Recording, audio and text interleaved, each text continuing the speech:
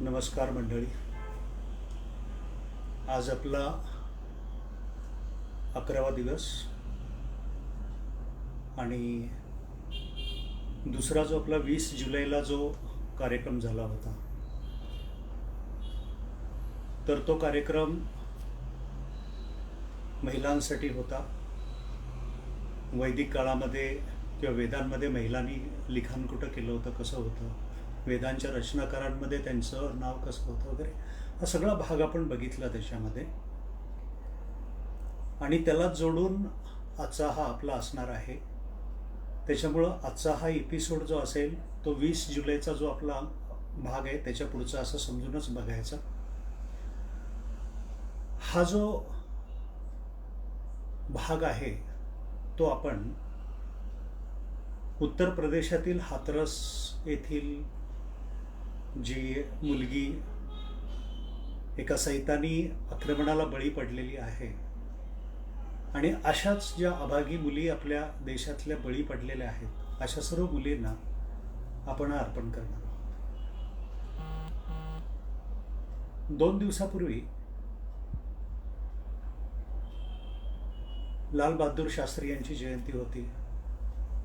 महात्मा गांधी यांची 151वी जयंती होती. आणि एक्झॅक्टली 100 वर्षापूर्वी महात्मा गांधींनी ज्या वेळेला काँग्रेसचं नेतृत्व स्वीकारलं आणि ते नेतृत्व स्वीकारल्यानंतर महिलांचा सहभाग हा राजकीय आंदोलनामध्ये भरपूर वाढला. सत्याग्रहामध्ये, असहकाराच्या चळवळीमध्ये, दांडीला झालेली मिठाचा सत्याग्रह असेल, अशा सगळ्या याच्यामध्ये आपल्याला महिलांचा सहभाग लक्षात येतो. परंतु महात्मा गांधी म्हणायचे की मी फक्त नावाचा महात्मा आहे, खरे महात्मा आहे ते महात्मा ज्योतिराव फुले. आणि महात्मा ज्योतिराव फुलेंनी महिलांसाठी, दलितांसाठी, अस्पृश्यांसाठी जे कार्य केलं ते अतिशय वाखाणण्यासारखं होतं. त्याला जगामध्ये दुसरी तोडही नव्हती. कारण त्या काळात आपल्या देशातली सामाजिक परिस्थिती होती ती अतिशय विदारक होती. आणि ती परिस्थिती जर समजून घ्यायची तर त्या काळामध्ये स्त्रियांनी शिक्षण घेऊ नये आणि त्यांनी शिक्षण घेतलं तर त्यांचे डोळे जातात, त्यांना वेड लागतं किंवा अकाली वैधव्य येतं. अशा अंधश्रद्धा, रूढी किंवा लोकांच्या मनामध्ये या कल्पना होत्या. आणि स्त्रियांनी पायात चपला घातल्या तरी ते अपवित्र समजलं जात होतं. त्यांनी छत्री वापरली तर तो पुरुषांचा अपमान समजला जात होता. वडीलधाऱ्या मंडळींच्या समोर जरी त्या आपल्या नवऱ्याशी बोलल्या तरी तो अपमान होता. एकदा तर असं झालं होतं की एका वडिलांनी आपल्या मुलाला त्याच्या बायकोशी बोलताना बघितलं आणि त्याला राग येऊन त्यांनी त्या दोघांनाही दिवसभर घरामध्ये कोंडून ठेवलं होतं. त्याच्यानंतर स्त्रीनं नवऱ्याच्या पंक्तीला जेवू नये, तिनं रस्त्याने चालताना नवऱ्याच्या पुढं चालू नये. त्याच्यानंतर परगावी नोकरीसाठी नवरा गेला असेल तर त्याच्याबरोबर तिनं राहायला जाऊ नये. अशा बॅकग्राऊंडमध्ये, अशा कल्पनांच्या काळामध्ये ज्या वेळेला 1848 साली महात्मा फुलेंनी स्वतःच्या पत्नीला सावित्रीबाईंना शिक्षण दिलं आणि ते शिक्षण दिल्यानंतर त्यांना शिक्षिका म्हणून हे करून मुलींची शाळा सुरू केली. त्यावेळेला अर्थातच स्वयंघोषित जे धर्मरक्षक होते, तथाकथित म्हणूया आपण, कारण धर्माच्या खऱ्या व्याख्या आणि खऱ्या गोष्टी आपण मागं बघितलेल्याच आहेत. आणि त्यांच्या लक्षात आलं की त्यांनी पहिल्यांदा त्यांच्या अंगावरती शेण टाकलं किंवा चिखल टाकला, दगड टाकले, त्यांना वेगवेगळ्या धमक्या दिल्या. हे तुम्हाला माहिती आहे सगळ्यांना, काय जास्त सांगत बसायची गरज नाही.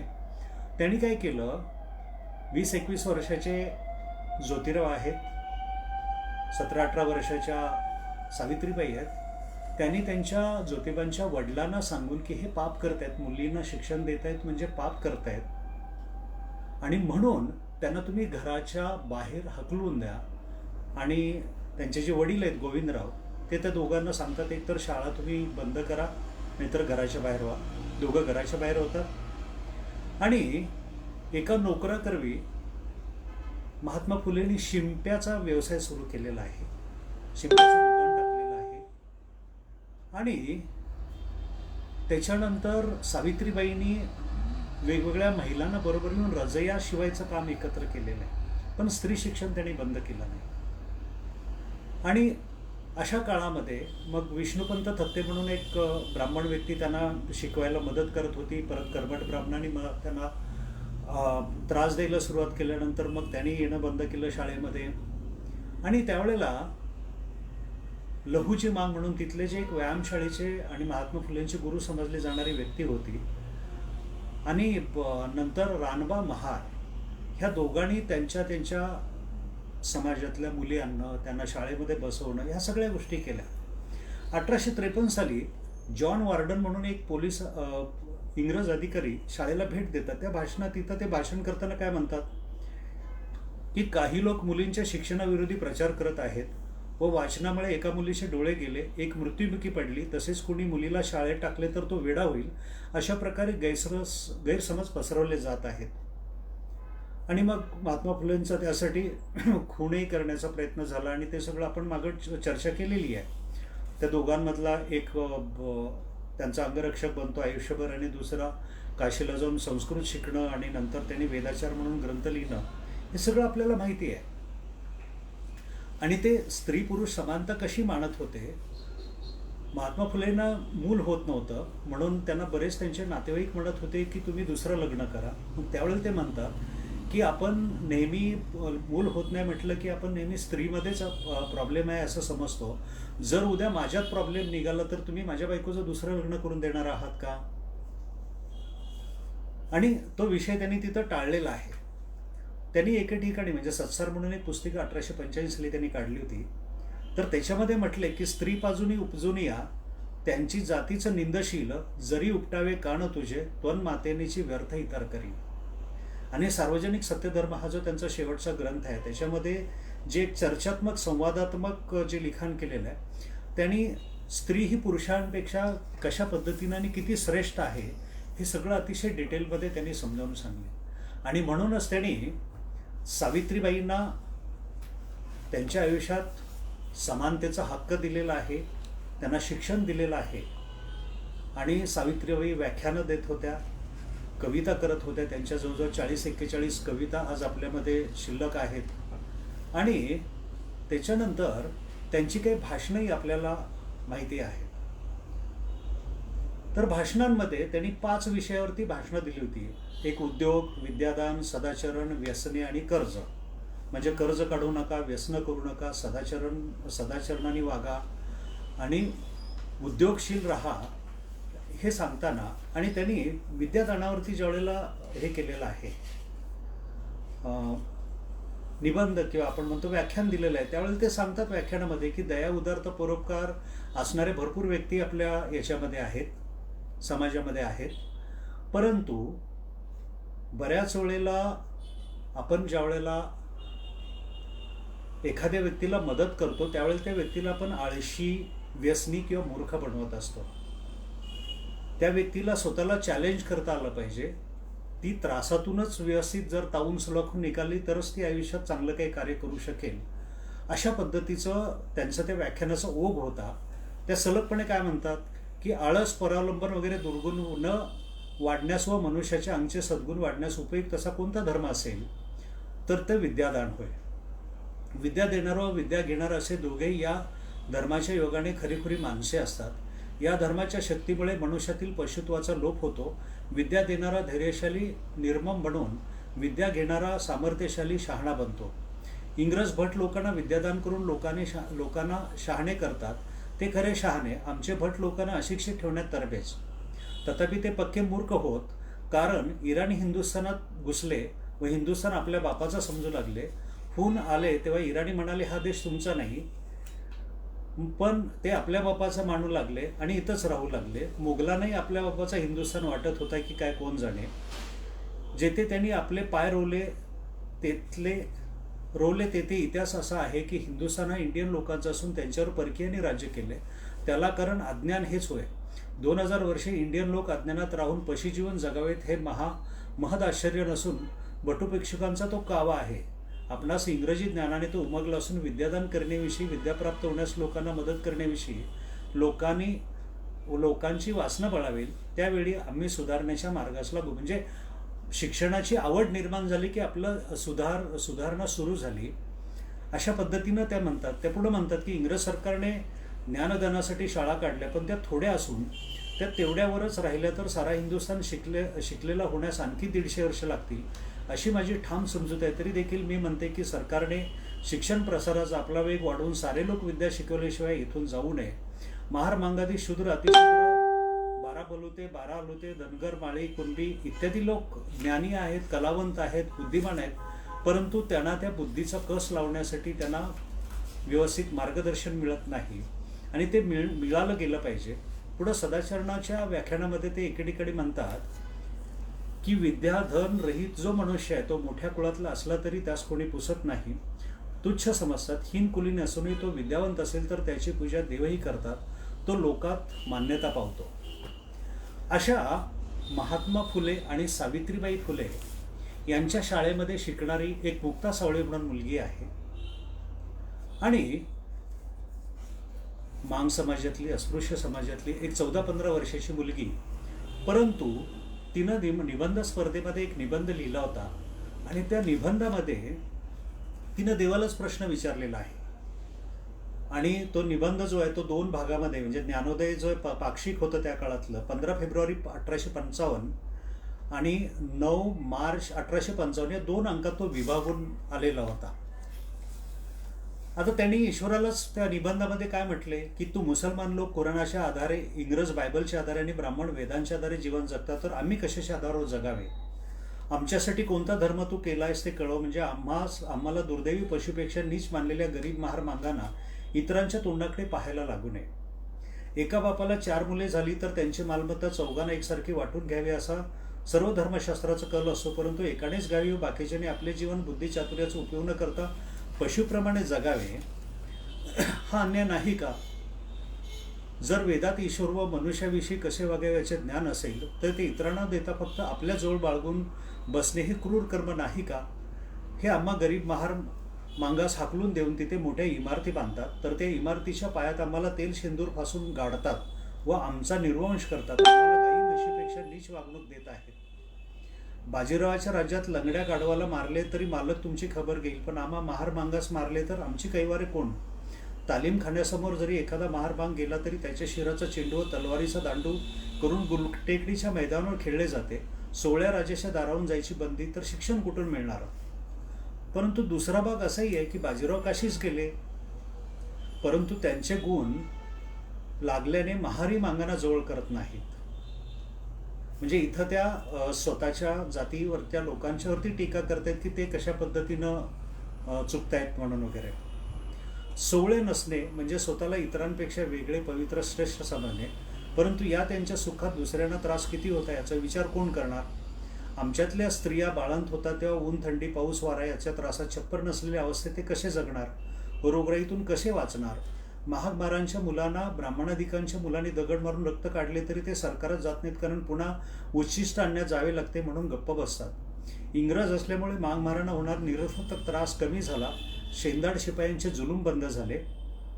इमारतींच्या पायात आम्हाला जिवंत पुरण्याचे बंद झाले. आम्ही कपडे वापरू लागलो. वेठबिगारी गेली. आमच्या कष्टाचे पैसे आमच्याकडून कोणी काढून घेऊ शकत नाही.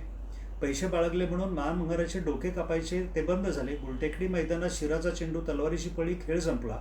ईश्वराने कावळ्याला जे गुण दिले ते त्याने सत्कर्मास वापरले, पण माणसाला दिलेली बुद्धी सन्मानाने का वापरत नाही? तुम्ही आल्यापासून आम्हाला दुःख देणारा सोडा, पण इतर काही ब्राह्मणांस मदत करतात, त्यांना ते सैतान जातीबाहेर टाकण्याच्या धमक्या देतात. आता दरिद्री, गरिबीच्या रोगाने पछाडलेल्या महार मांगाने शिक्षणाचे औषध घेऊनच बरे व्हावे, म्हणजे मनातील कुकल्पना जाऊन नीतिमान बनाल, तरच जनावराप्रमाणे रात्रंदिवस घेतल्या जाणाऱ्या तुमच्या हजेऱ्या बंद होतील, तसेच वाईट कामही तुमच्याकडून होणार नाही. असा सल्ला देणारी मुक्ता साळवे 1855 साली झाली. डॉक्टर बाबासाहेब आंबेडकरांच्या जन्माच्या अगोदर 35 वर्षापूर्वीची ही कथा आहे. आता आपण त्या काळामध्ये म्हणजे मुक्ता साळवेनंतरच्या हळूहळू शिक्षणातला थोडासा अंदाज आपण फ्लाईंगमध्ये घेणार आहोत. एक आता डॉक्टर विश्राम रामजी घोले म्हणजे सत्यशोधक समाज जो महात्मा फुलेंनी काढला होता 1873 24 सप्टेंबर म्हणजे 24 सप्टेंबर 1674 साली शिवाजी महाराजांनी जो दुसरा राज्याभिषेक केला होता 30 तारीख म्हणजे 199 वर्षांनी महात्मा फुलेंनी सत्यशोधक समाजाची स्थापना त्याच दिवशी केली होती. तर त्या याचे पहिले जे अध्यक्ष होते डॉक्टर विश्राम रामजी घोले. तर त्या डॉक्टर घोलेंच्या पहिली मुलगी आहे काशीबाई म्हणून, ती 9 वर्षाची होती. तिला त्यांनी घरी शिक्षण द्यायला सुरुवात केलं आणि घरी शिक्षण द्यायला सुरुवात केल्यानंतर हे काहीतरी ती मुलगी पाप करते शिक्षण घेते म्हणून म्हणून त्यांच्याच घरातल्या एका नातेवाईक व्यक्तीनं तिच्या जेवणामध्ये काचा कुटून टाकल्या आणि तिचा अतिशय दुर्दैवी असा अंत होतो त्या मुलीचा. म्हणजे हा शिक्षण घेताना एका गैरसमजामुळे झालेला हा एक बळी हा पण समजू. दुसरी त्यांच्या घरातली दुसरी पॉझिटिव्ह बाजू अशी आहे की 1918 साली प्रबोधनकार ठाकरेंनी वक्तृत्व शास्त्रावरती एक पुस्तक लिहिलं आणि त्या पुस्तकामध्ये जे अभिप्राय असतात ते डॉक्टर रवी खेडकर म्हणून त्यांनी एक अभिप्राय लिहिलाय आणि ते सांगतात की पतीबरोबर परदेशात जाणाऱ्या व गीता वेदांत यावर व्याख्याने देणाऱ्या गंगूबाईंनी लंडन, ऑक्सफर्ड, लिव्हरपूल, ग्लासगो येथील दिलेली व्याख्याने गाजलेली होती. या गंगूबाई खेडकर म्हणजेच विश्राम रामजी घोले यांची द्वितीय कन्या. म्हणजे पहिली कन्या शिक्षण घेताना खरं तर हुतात्मा झाली आपण म्हणूया, पण दुसऱ्या मुलीनं युरोपभर आपल्या व्याख्यानांचा आणि याचा एक चांगला ठसा युरोपमधल्या याच्यावरती आणि भारतातल्या याच्यावरती केला असेल. आता हुजूर पागा जी पुण्यातली पहिली मुलींची शाळा जी आहे ती 1884 साली रमाबाई रानडे आणि काशीबाई कानिटकर यांनी दोघींनी मिळून काढलेली होते. आता रमाबाई रानडेंना न्यायमूर्ती रानडेंनी शिक्षण दिलं होतं त्यामुळे त्या फार प्रोटेक्टेड होत्या. पण काशीबाई कानिटकरांची जर गोष्ट सांगितली तर त्यांचे मिस्टर जे गोविंदराव कानिटकर आहेत यांनी त्यांना घरीच शिकवलं होतं. प्रार्थना समाजात रविवारी स्त्रियांसाठी होणाऱ्या सभांना ज्यावेळेला त्यांना जायचं असायचं त्यावेळेला घरच्यांच्यापासून चोरून जायचं आणि म्हणून त्या जोडे शाली वगैरे ज्या असतील त्या हळूच खिडकीतून बाहेर टाकायच्या. कार्यक्रम झाला की पुन्हा त्या घोड्यांच्या पागेत यायचं, तिथून खिडकीतून हळूच कपडे आत टाकायची आणि चोरून घरात यायचं. अशा पद्धतीनं त्यांना ते जायचं. त्यांचे मिस्टर त्यांना शास्त्रीय विषयावरची जी पुस्तकं आणून द्यायचे तर त्या पुस्तकांचं छोटी छोटी पुस्तकं असायची. त्या काय करायचं दुपारी ज्या वेळेला आपण धान्य निवडतो म्हणजे स्त्रिया धान्य निवडतात तर त्यावेळेला ते हळूच पाठाखाली पुस्तक ठेवायचं. कोणी नाही असं बघून पुस्तक पाटाच्या खालून बाहेर ओढायचं, वाचत बसायचं आणि इकडं धान्य ढकलत बसायचं. म्हणजे निवडण्याचं जे आपण म्हणतो अर्धवट निवडायचं अर्धवट हे. आणि दीर ननंदा वगैरे जर एकदम आलं तर ते दडवून ठेवायचं. कधी कोठीच्या याच्यामध्ये धान्याची कोठी असते त्या खोलीत जाऊन अभ्यास करत बसायचं. कधी जेवणात खडा आला की मग ननंद आणि दीर टोमणे मारण्यासाठीच असतात. तर त्यांचं 1881 साली सुबोध पत्रिकेमध्ये एक निबंध प्रसिद्ध झाला आणि हा ज्या वेळेला निबंध प्रसिद्ध झालेला घरच्यांना समजलं त्यांनी त्यांना अतिशय कष्टाची कामं द्यायला सुरुवात केली आणि शेवटी त्या कष्टाच्या कामाला कंटाळून त्यांना बऱ्याच वेळेला आत्महत्या करावी असं वाटत होतं. त्यांनी त्यांच्या याच्यामध्ये लिहिलेलं आहे तसं. आता 1886 सालची दुसरी आपण गोष्ट बघूया. कृष्णाजी आणि रखमाबाई केळवकर म्हणून जी फॅमिली आहे ती कोल्हापूरवरून 8 दिवस प्रवास करून बैलगाडीनं प्रवास केला आहे. त्यांनी आपल्या 3 मुलींना हुजूर पागा शाळा कशी आहे, मुलींची शाळा कशी असते हे दाखवायला ते घेऊन आलेले आहेत. आणि 87 साली ज्यावेळेला मिरज पुणे रेल्वे सुरू झाली त्यावेळेला त्या मुली त्यांच्या आजीबरोबर पुण्यामध्ये आल्यात आणि त्या शाळेमध्ये त्यांनी शिक्षण सुरू केलेलं आहे. पुढं त्या कृष्णाबाई ह्या त्यांच्या कन्या ज्या आहेत त्यांना फर्ग्युसन कॉलेजला ॲडमिशन मिळतं. गोपाळराव कृष्ण गोखलेंच्या यांनी त्या फर्ग्युसन कॉलेजच्या पहिल्या महिला आहेत आणि अख्ख्या कॉलेजमध्ये त्या एकमेव शाळेमध्ये होत्या. म्हणजे ते पडदा वगैरे ठेवून पडद्याआड बसणं वगैरे अशा बऱ्याच गोष्टी होत्या. परंतु त्या 1895 साली इंटर आर्ट्सला त्यांनी सर्वात अधिक गुण मिळवले. गंगाबाई भट स्कॉलरशिप मिळवली. त्यांना महर्षी कर्वे आपल्या बग्गीतून त्यांना शाळेमध्ये त्या कॉलेजमध्ये पोहोचवत असत. तर रानडेंची भगिनी न्यायमूर्ती रानडेंची भगिनी नेहमी म्हणायची की पुरुषांमध्ये अभ्यास करावा तर माझ्या दादानी आणि स्त्रियांमध्ये करावं तर कृष्णाबाईंनी. पुढे त्या राजर्षी शाहूंच्या आर्थिक सहकार्याने उत्तेजनाने मुंबईतल्या ग्रँड मेडिकलमध्ये वैद्यकीय शिक्षण पूर्ण करतात. कोल्हापूरमध्ये नोकरी करतानाच त्यांना इंग्लंडला उच्च शिक्षणासाठी शाहू महाराज पाठवतात. हा पुढचा इतिहास आहे. आता 1897च्या दरम्यान आमची पत्रे म्हणून मासिक मनोरंजनामधलं एक सदरचे होतं. त्याच्यामध्ये सदाशिव मराठी व जानकी मराठी ह्या दोघांचा पत्रव्यवहार जो आहे नवरा बायकोंचा, त्याच्यात ते म्हणतात की आपल्या लोकांचे रिवाज तसे विचित्र पडले आणि याच्या अडचणीमुळे मला पत्नीला गुप्तपणे शिकवण्यासाठी कधी कधी रात्री 2-2 वाजेपर्यंत जागं राहावं लागत होतं की बाकीचे झोपले की हळूच मी तिला काहीतरी थोडंसं शिकवत जाईन म्हणून. आता पुढे काशीबाई हिरलेकरांचं हे आहे. काशीबाई हिरलेकर हे नाव मोठं त्या काळातलं होतं. केशवसुतांची मानस बहीण आहेत त्या, आणि माधव जुलियन म्हणून जे होते ते त्यांना आई म्हणायच्या. तर त्यांना 1906 साली कलकत्त्याला अप्रतिम भाषण दिलं म्हणून चांदीचा करंडक सयाजीराव गायकवाडांच्या हस्ते दिला गेला होता. आणि 1908 साली मुंबईच्या हेमंत व्याख्यानमालेत स्त्रियांचे स्वाभाविक गुण या विषयावर बोलताना म्हणाले की स्त्रियांचे देव म्हणताना पुरुष स्वतःमध्ये देवत्व करण्याचा विचार कधी करतात का, म्हणजे आणण्याचा विचार कधी करतात का. आणि 23 साली भरलेल्या मुंबईतल्या सामाजिक परिषदेच्या बैठकीतील भाषणात त्यांनी म्हटलं की स्त्रियांना हक्क देण्यासाठी सरकार हवे कशाला, स्त्रियांनी स्वतःचे हक्क स्वतः मिळवले पाहिजेत. आणि पुढे त्या बडोदा येथे कन्या शाळेचे मुख्याध्यापक झालेले आहेत, शाळांचे इन्स्पेक्टर्स, ट्रेनिंग कॉलेजचे सुप्रिंटेंडेंट, अशा विविध पदं सांभाळणाऱ्या काशीबाईंचं 1889च्या दरम्यान, म्हणजे 87ला ते शिक्षणासाठी आजीबरोबर आलेले आहेत. आणि 89च्या दरम्यान व्हिक्टोरिया राणीचा नातू प्रिन्स विक्टर पुण्या भेटीला येणार होता. आणि मग दोन मुली हुजूर बागेतल्या निवडल्या होत्या. त्याच्यातल्या हे आहे की एकीनं तबक पकडायचं आणि काशीबाईंच्या हातात ते तबक होतं, आणि दुसऱ्या द्वारकाबाई केळवकर ज्या होत्या त्यांनी पाहुण्यांना हार घालायचा.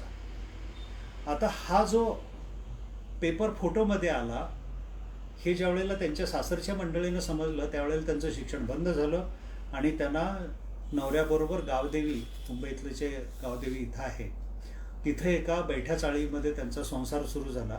म्हणजे अशा अडचणींमधून त्या पुढे गेलेल्या आहेत. आता 1912ची एक गोष्ट आहे. नाशिकची एक मुलगी आहे, 1892 साली जन्मलेली कुमारी दुर्गा खर्डीकर. हे ब्राह्मण मुलगी आहे, 20 वर्षाची झाली.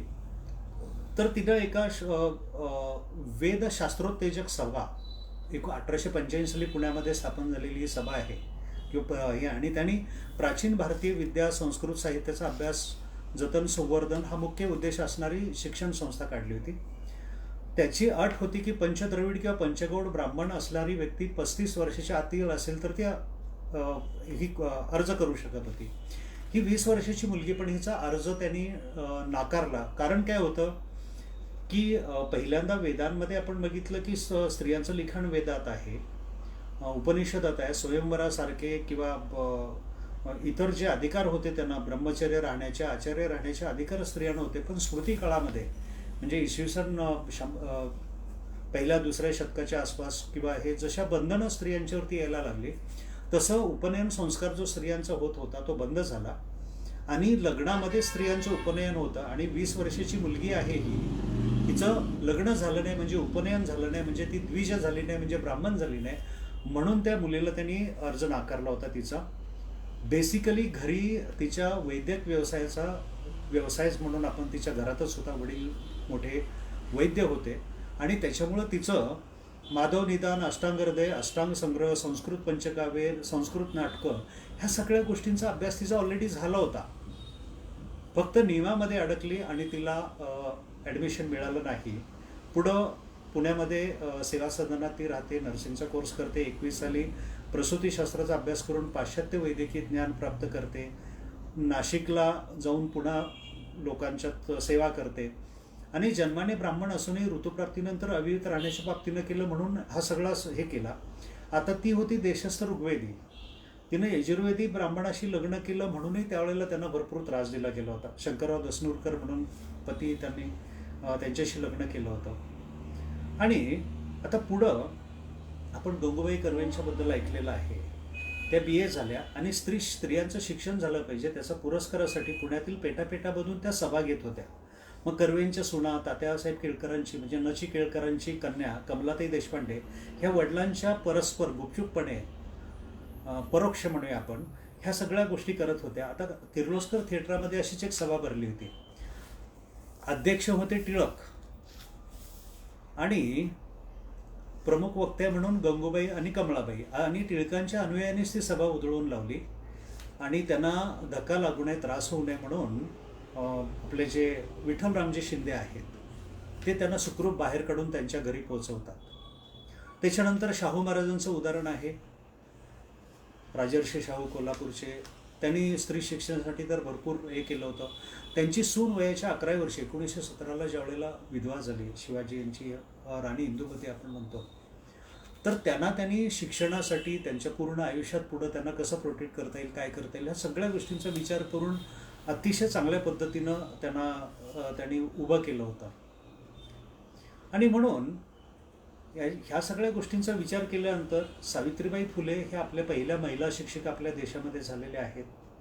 डॉक्टर आनंदीबाई जोशी ह्या पहिल्या डॉक्टर होत होत्या. अमेरिकेला त्या जाऊन शिक्षण घेतलं, परंतु त्या आजारी पडल्या होत्या, त्यांना क्षयरोग झाला होता आणि भारतात ज्या वेळेला त्या आल्या त्यावेळेला ऑलरेडी त्या आजारीच होत्या आणि भारतात आल्याने 1-2 महिन्याच्या आतमध्येच त्यांचा दुर्दैवी मृत्यू होतो. याच्या 25व्या वर्षी किंवा काय 21-25च्या आतमध्येच त्यांचा मृत्यू झालेला आहे. अतिशय दुर्दैवी ही गोष्ट झाली आणि एकही पेशंट त्या तपासू शकला नाही त्यांच्या आयुष्यामध्ये. म्हणजे एवढं कष्ट केलं त्यांनी आणि त्यांच्या मिस्टरांनी, गोपाळराव जोशी आपण म्हणतो.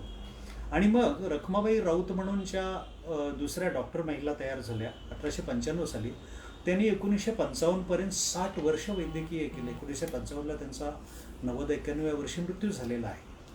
पण तोपर्यंत त्यांनी ज्या पद्धतीनं समाजात हे केलं, आपण तो विषय काही मिनिटांनंतर घेणारच आहोत. मग चंद्राबाई पोंक्षे आहेत, पुण्यातल्या सर्वात पहिल्यांदा वकील झालेल्या महिला आहेत. राजूबाई शाह कृषी महाविद्यालयात ॲडमिशन घेणाऱ्या, वेगवेगळ्या शिष्यवृत्ती मिळवणाऱ्या.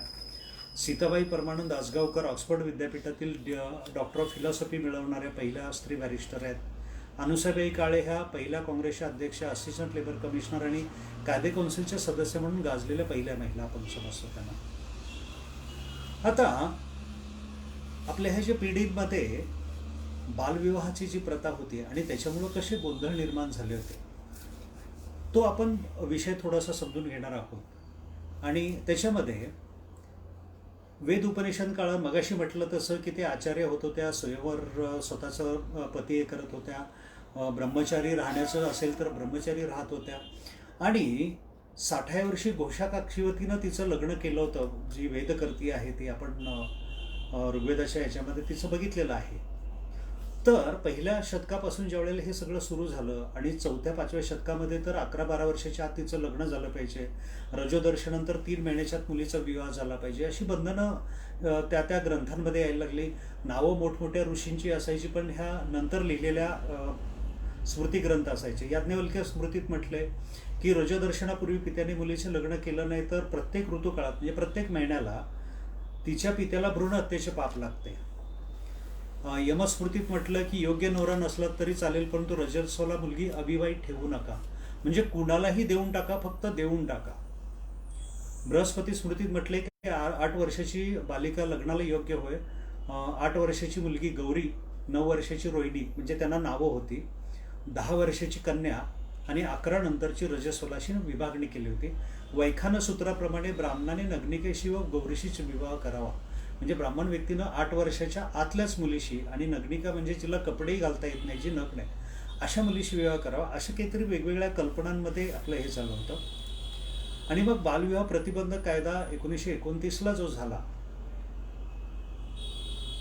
आणि त्यावेळेला सारडा कायदा म्हणून जो आपण म्हणतो किंवा इतर हे जे म्हणतो, तर ते कसं झालं ते बघताना त्याच्या अगोदर ताराबाई शिंदे यांनी एका 90 वर्षाच्या म्हाताऱ्याने 11 वर्षाच्या मुलीशी लग्न केल्याचे उदाहरण त्यांनी त्यांच्या स्त्री पुरुष तुलना म्हणून 1882 साली एक छोटासा ग्रंथ लिहिला होता. अतिशय जहाल आहे की स्त्री पुरुष याच्यामध्ये आजच्या ज्या अगदी मॉडर्न स्त्रिया त्यासुद्धा त्या पद्धतीची भाषा वापरण्याला कसरतील, असा तो ग्रंथ एकदम जहाल पद्धतीनं त्यांनी लिहिलेला आहे. तर ईश्वरचंद्र विद्यासागरांचे गुरु जे आहेत, वयाच्या 80व्या वर्षी जेव्हा 10 वर्षाच्या मुलीशी लग्न करायला निघाले तेव्हा त्या मुलीची अवस्था ईश्वरचंद्र विद्यासागरांना बघवली नाही. शेवटी ते विद्वांचा म्हणजे प्राचीन ग्रंथांचा अभ्यास करून विधवा विवाह नावाचा ग्रंथ लिहितात. 53 साली धर्मशास्त्राचा अभ्यास करून हे करतात आणि 4 ऑक्टोबर 55 साली 1855 हिंदुस्थान सरकारकडे ते विधवा विवाहाच्या अनुषंगाने अर्ज करतात. 56 साली 1856ला विधवा विवाहाचा नियम तयार झालेला आहे. आणि 1890च्या दरम्यान बंगालमधलं एक प्रकरण फार गाजलं होतं. त्यावेळेला फार गोंधळ त्या प्रकरणात झाला होता. एक 11 वर्षाची फुलमती नावाची मुलगी आहे. तिच्या 30 वर्षाच्या हरिमोहन ह्या नवऱ्याने तिच्यावरती अत्याचार केला आणि त्याच्यात ती मरण पावते. आणि ती मरण पावल्यानंतर मग ह्या सगळ्या भारतभर लग्नाचं वय मुलींचं हे झालं पाहिजे, वाढवलं पाहिजे, याच्यावरती चर्चा सुरू झाली. 27-29च्या दरम्यान म्हणजे 1929च्या दरम्यान मदन मोहन मालवीय यांच्याकडे ज्यावेळी काही मुली गेल्या होत्या, महिला गेल्या होत्या, तर त्यावेळी ते काय म्हणतात की मनु याज्ञवल्क्यासारख्या पूर्वसुरांनी केलेले कायदे बदलण्यासाठी आपण सामान्य माणसं असमर्थ आहोत, त्याला त्या स्थूला मोलाची व्यक्ती हवी. त्यावेळी कमलाबाई राव ह्या ज्या महिला गेल्या होत्या त्यांच्याकडं, तर त्या सांगतात की तो पूर्वीचा काळ निराळा होता. त्या काळची परिस्थिती काळ वेळ बघून त्यावेळेचे मनु पराशर यांनी ते नियम तयार केले असतील, परंतु पुढं आपत्कालीन परिस्थितीत काय करावं हे त्यांनी सांगितलं नसल्यामुळं आत्ताच्या काळामध्ये आत्ताच्या लोकांनी काही नवीन नियम तयार करणं गरजेचं आहे. परंतु मालवीय याच्यावरती काही बोलत नाहीत. मोतीलाल नेहरू गप्प बसतात आणि पुढं 1930 साली शेवटी सारडा बिल पास होतं. अर्थात ज्यांनी इंग्रजी कायदे बघितले असतील ती भाषा क्लिष्ट असते, म्हणजे ती थोडीशी त्याची फोड करणं अवघड जातं. पण त्यावेळच्या सावकार पुरोहितांनी त्याचा गैरफायदा घेऊन पुढची 14 वर्ष सरकार विवाहाला बंदी करणार आहे अशा पद्धतीनं त्याची हूल उठवली, गैरसमज लोकांच्या मध्ये पसरवायला सुरुवात केला. आणि हे ऐकून घाबरून जाऊन लोकांनी पाळण्यातल्या मुलींची सुद्धा लग्न केली. आणि एका वर्षात त्यावेळेला लोकसंख्या 6.5% देशाची वाढली होती. आणि 15 वर्षातल्या आतल्या विवाहित मुलींची संख्या 80 लाखावरून 1 कोटीवरती गेली होती. आता किती काही घडलं. आणि शिरगंती ज्यावेळेला 31शी चालू होती तर त्यावेळेला सांगितलं, म्हणजे मुलींची लग्न झाली असली तरी त्यांनी सांगायला सुरुवात केली की आम्ही लग्न लावलेली नाहीत म्हणून. या शिरगंतीमध्ये बालविधवांचा जो भयानक आकडा समोर आलेला आहे तो मी तुम्हाला सांगतो. देशामध्ये 3,31,124 बालविधवा होत्या. आता 1 वर्षाच्या आतल्या बालविधवा किती आहेत, तर 612 बालविधवांची नोंद सापडली. आता 1 आणि 2 वर्षामधल्या बालविधवा किती आहेत, तर 498ची सापडली. 2 आणि 3 मधल्या 1280 बालविधवा, 3 ते 4 वर्षामधल्या 2863, 4 आणि 5 मधल्या 6758 आणि 5 ते 10 मधल्या 85,580 आणि 10 ते 15 मधल्या 2,33,533. म्हणजे अशा 3,31,124 महिला मुली 15 वर्षाच्या आतले, कुणी 1 वर्षाच्या आतले, म्हणजे लग्न लावलं त्यावेळेला ती कदाचित 1 महिन्याची 2 महिन्याची सुद्धा असू शकेल. काहींना नवरा हा शब्द उच्चारता येत नसेल. अशा सगळ्या मुली विधवा. आणि विधवा झाल्यानंतर तुम्हाला माहिती आहे की त्या मुलीच्या दर महिन्याला केस कापायचे, तिनं कुठल्याही समारंभात आलं नाही पाहिजे. ज्या मुलीला चालायला सुद्धा येत नसेल त्या मुलीला लोकांनी एक ज्याला आपण म्हणतो की अडगळीतली व्यक्ती म्हणून बघावं, हे किती दुर्दैवी आहे. त्यांना खायला म्हणजे त्या व्यवस्थित चांगल्या दिसून येत म्हणून खायचं नाही. पुन्हा घरातल्याच लोकांनी त्या वयात आले की त्यांच्यावरती अत्याचार करायचे. आणि ह्या सगळ्या अशा गोष्टींमुळं विधवाचे जे हाल झाले, आपण पुढचा एक चॅप्टर त्याच्यावरतीच घेणार आहोत. पण ह्या बालविधवा याच्यामध्ये ज्यावेळेला पहिल्यांदा विरोध करायला सुरुवात केली ती 1842 साली भाऊ महाजन यांनी पुण्यामध्ये प्रभाकरमध्ये एक धर्माभिमानी टोपण नावानं मुलाचं वय 16 मुलीचं 10 असावं असं म्हटलं होतं. याच पत्रात 1847 हिंदूंचे कल्याण चिंतणारा म्हणून एक ते 20 वर्ष मुलाचं व 8 वर्ष मुलीचे 8 ऐवजी 16 असावं म्हटले. लोकहितवादींनी 1848 ते 50च्या दरम्यान जी शतपत्र लिहिली, प्रभाकरमध्येच लिहिली त्यांनी ती, तर त्यातली 2 पत्र बालविवाहाच्या अडचणी, पत्र क्रमांक 10, 16, 70, 99, 102, 104, 105, 106, 108 ही पुनर्विवाह व विधवा विवाहावरती लिहिलेत. क्रमांक 30 आणि 165 स्त्रियांची स्थिती, पत्र क्रमांक 13 वाईट चाली, पत्र क्रमांक 146 लग्नाची पूर्वपीठिका अशी आशेची लिहिली होती. आणि बेहरामजी मलबार यांनी 1884 एक टिपण इंग्रज सरकारकडे पाठवलं की बालविवाहाला बंदी करावी. आणि त्याला बंदी करण्यासाठी मग ते वेगवेगळ्या लोकांच्यापर्यंत ते टिपण पाठवून त्याच्यावरती वेगवेगळ्या संस्था वेगवेगळ्या लोकांची मतं मागवायला सुरुवात केली. आणि मग महात्मा फुलेंनी त्यावेळेला सांगितले की मुलाचं वय 19 आणि मुलीचं 11 कमीत कमी असावं. बालविवाह करणाऱ्या मातापित्यांना दंड केला तर तो दंड वसूल करून गरीब अस्पृश्य मुलांच्या शिक्षणासाठी खर्च करावा. आणि त्यांनी त्या पत्रामध्ये त्यांच्या शेजारी राहणाऱ्या शास्त्री बुवा या ब्राह्मणाच्या घरात स्वयंपाकीण म्हणून काम करणारे काशीबाई या मुलीला कसा गर्भ राहिला आणि तिनं तो गर्भ नाहीसा करायचा म्हणजे खून केला तर तिला न्यायालयाने जन्मठेपेची कशी शिक्षा दिली होती याचं वर्णन त्या पत्रात केलेलं आहे. तसेच विधवांचं केशवपन करू नये, नाव्यांना मनाई करण्यात यावी वगैरे असे त्यांनी सल्ले दिलेले आहेत. आणि पुढं त्यांनी नाव्यांचा संपही त्यावेळेला केला होता. नाभिक समाजाचा संप सावित्रीबाईंनी त्यांनी केला हे आपल्याला माहिती आहे. तर काशीबाईला शिक्षा झाल्यानंतर मग त्याचं कणव येऊन महात्मा फुले विधवा यांच्यासाठी प्रसूतिगृह काढतात.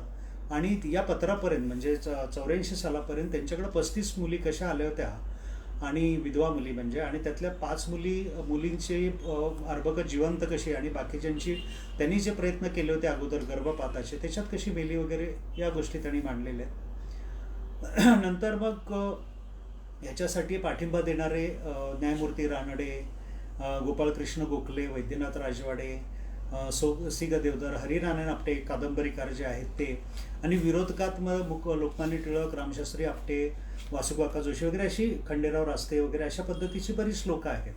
आणि मग ह्या यांच्या सभा वगैरे सगळं पुण्यामधलं जे सेंटर होतं तुळशीबाग, त्या तुळशीबागेत व्हायचे.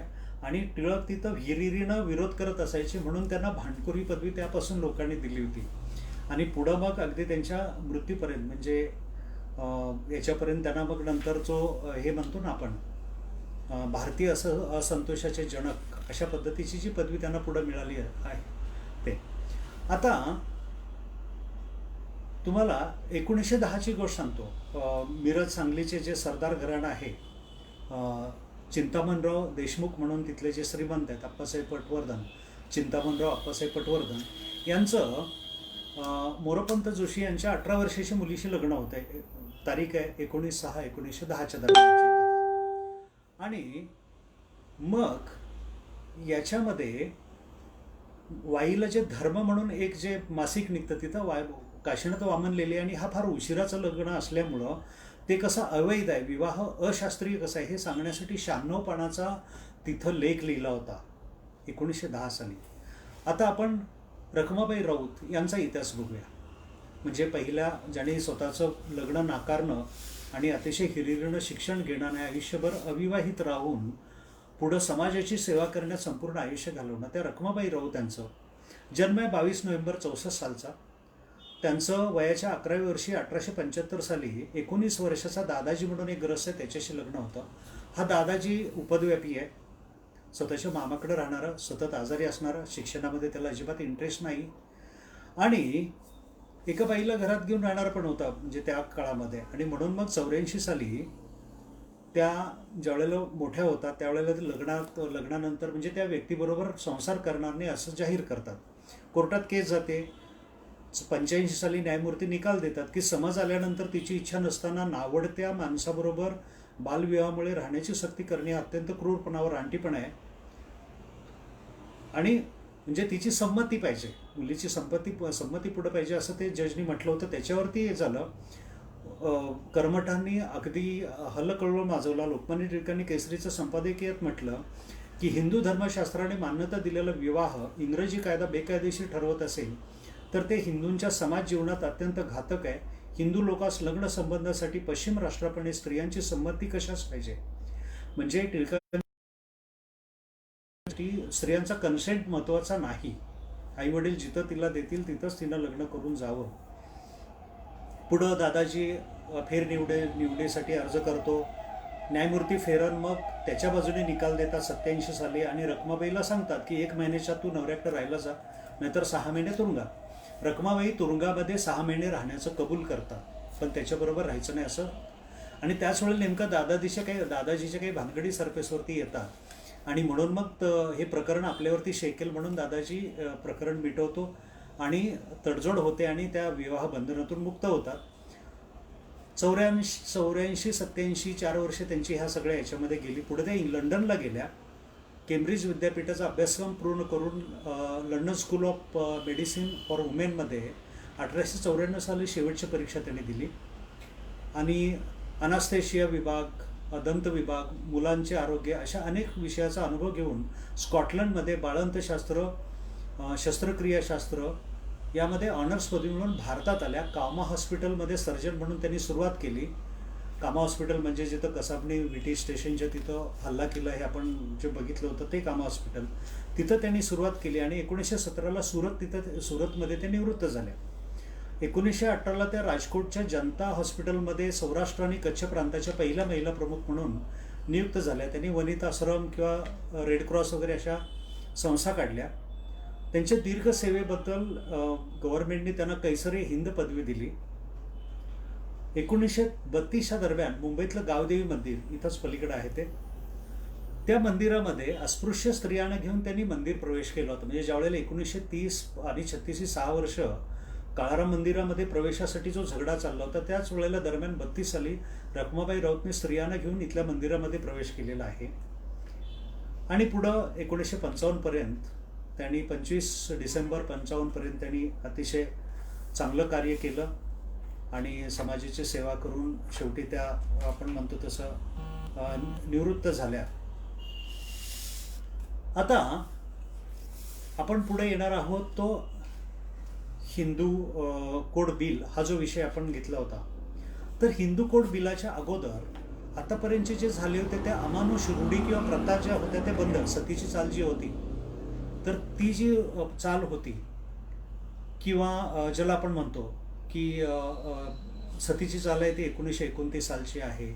त्याच्या अगोदरची जी आहे ती बालहत्या प्रतिबंध कायदा जो 1802 सालीच बंद केलेला आहे की लहान मुलगी जन्माला आली की तिला मारून टाकायचं असा जो प्रकार होता, जिवंत पुरायचं किंवा हे करायचं, तर ह्या गोष्टी बंद करणं आणि व्यक्तिगत कायद्यामधल्या ज्या सुधारणा होत्या तर त्या म्हणजे विधवा विवाह कायदा असेल किंवा धर्मांतरित विवाह विच्छेदनाचा कायदा, विशिष्ट विवाहाचा कायदा 1872चा आहे, संमती वयाचा कायदा 1891चा आहे, वारसा हक्कासंबंधीचा 1928 आहे, बालविवाह प्रतिबंध कायदा म्हणजे हा जो 29 आपण मागं बघितला तो. तर त्याच्यानंतर आपल्या देशामध्ये कसं झालंय की मनुस्मृतीसारखे शेकडो ग्रंथ आहेत, 4 वेद आहेत, शास्त्र आहेत, म्हणजे आपल्याकडं शेकडो ग्रंथांचं, वेगवेगळ्या भागामध्ये वेगवेगळ्या ग्रंथांचं जी माहिती वेगवेगळ्या पद्धतीनं त्या व्यक्तींनी लिहिली असल्यामुळं तिच्यात एक वाक्यता नव्हती. आणि मग आपल्या देशामध्ये हिंदूंसाठी एक सगळ्या हिंदूंना, मग ते वेगळ्या पंथातले, वेगळ्या उपपंथातले, याच्यातले असो, ह्या सगळ्यांना म्हणजे आपण जे म्हणतो 6743 जाती किंवा त्याच्यापेक्षा जास्त ज्या जाती आहेत त्या सगळ्या जातीतल्या लोकांना एकच हिंदू कोड बिल असावं याच्यासाठी प्रयत्न हळूहळू भारतीय लोकांनी सुरू केला. पहिला प्रयत्न 1919 साली डॉक्टर सर हरिसिंग गौर म्हणून यांनी केला आहे. त्यांनी वेगवेगळे हिंदू शास्त्रांचा अभ्यास केला आहे, रूढी परंपरा किंवा विविध प्रांतातली हायकोर्ट जी ब्रिटिश राज्यातली होती त्यांनी दिलेले निकाल, प्रिव्ही काउन्सिलचे निकाल, असं करून 290 कलमांचं आणि 58 रॉयल क्राऊन पानात समाविष्ट होणारं हिंदू कोड तयार केलं होतं. जवळजवळ 1000 पानांमध्ये त्याचं विवरण त्यांनी केलं होतं. आणि त्याच्यानंतर 14/4/1937 साली डॉक्टर गोपाळराव देशमुख यांनी केंद्रीय संसदीय मंडळामध्ये एक बिल पारित करण्यासाठी हे केलं होतं. आणि त्याच्यामध्ये स्त्रियांना म्हणजे विधवांना वारसा हक्क कसा मिळाला पाहिजे याच्यावरती चर्चा त्यांनी केली होती. आणि मृत्यूपत्राशिवाय जर एखादी व्यक्ती मरण पावत असेल तर त्या याचं काय झालं पाहिजे अशा पद्धतीचं त्यांनी काही गोष्टी केल्या होत्या. परंतु काय झालं होतं, त्यांना कायद्याची भाषा समजली नाही आणि त्याच्यामुळं कसं झालं की तो कायद्याच्या भाषेत न मांडल्यामुळं त्या बिलामुळं गोंधळ, म्हणजे आता तुम्हाला सांगतो की त्या बिलामध्ये काय होतं की शेतीला हा कायदा लागू होणार नाही. आता गंमत अशी आहे की आपल्या भारतातला शेती इस्टेटीमधले शेती हीच इस्टेट जवळजवळ 80% लोकांच्याकडे आहे. आता 80% लोकांच्याकडे शेती असल्यामुळं तोच कायदा लागू नये, म्हणजे 80% महिलांना हा कायदा लागूच होणार नव्हता. म्हणजे अशा पद्धतीनं हा कायदा थोडासा अपुरा होता. म्हणून मग संसदीय मंडळ जे त्यावेळेला होतं त्यांनी एक कमिटी तयार केली. कलकत्ता हायकोर्टाचे न्यायाधीश सर बेनगल नरसिंहराव म्हणून जे होते त्यांच्या अंडर एक कमिटी तयार केली आणि त्या कमिटीत मग त्यांनी व्यवस्थित शास्त्रीय भाषेत म्हणजे कायदेशीर भाषेमध्ये एक हे तयार करायला सुरुवात केलं आणि मग ते गॅझेटमध्ये प्रसिद्ध केलं. म्हणजे असं ते प्रोसेस सुरू झालं. आता तो प्रोसेस सुरू झाल्यानंतर त्याच्या काही प्रती काढल्या आणि मुंबई, पुणे, कलकत्ता, दिल्ली, अलाहाबाद, पाटणा, मद्रास, नागपूर, लाहोर इत्यादी वेगवेगळ्या ठिकाणची बार असोसिएशन्स, वेगवेगळ्या संस्था, वेगवेगळ्या संघटना ह्या सगळ्यांच्याकडं त्यांना म्हणजे चर्चेसाठी, मुलाखतीसाठी असं पाठवून प्रत्येकाशी मतं आजमायला सुरुवात केली. मग काही प्रांतांनी त्यांना मुंबई, दिल्लीसारखे प्रांत असेल, मद्राससारखे अंदमान त्यांनी पाठिंबा दिला, काही प्रांतांनी नकार दिला. म्हणजे असं हे भारतामध्ये ही चर्चा सगळी सुरू झाली. इन बिटवीन त्याला विरोध करण्यासाठी म्हणजे एक तर जसं आपले विन्स्टन चर्चिल म्हटले होते दुसऱ्या महायुद्धाच्या काळामध्ये की भारतीय लोकांना स्वातंत्र्य देऊन उपयोग नाही, ते गोंधळ घालणार आहेत आणि पुन्हा नुकसान करून घेणार आहे. तसं 1878 साली जॉन मेन म्हणून एक जे हे होते त्यांनी एक हिंदू लॉ अँड युजेस म्हणून जो ग्रंथ लिहिला आहे त्या आवृत्तीत ते म्हटले होते की हिंदू कोड बनण्याची म्हणजे एक सगळ्यांना एक असं हिंदू कोड असणं भारतामध्ये शक्य नाही आहे.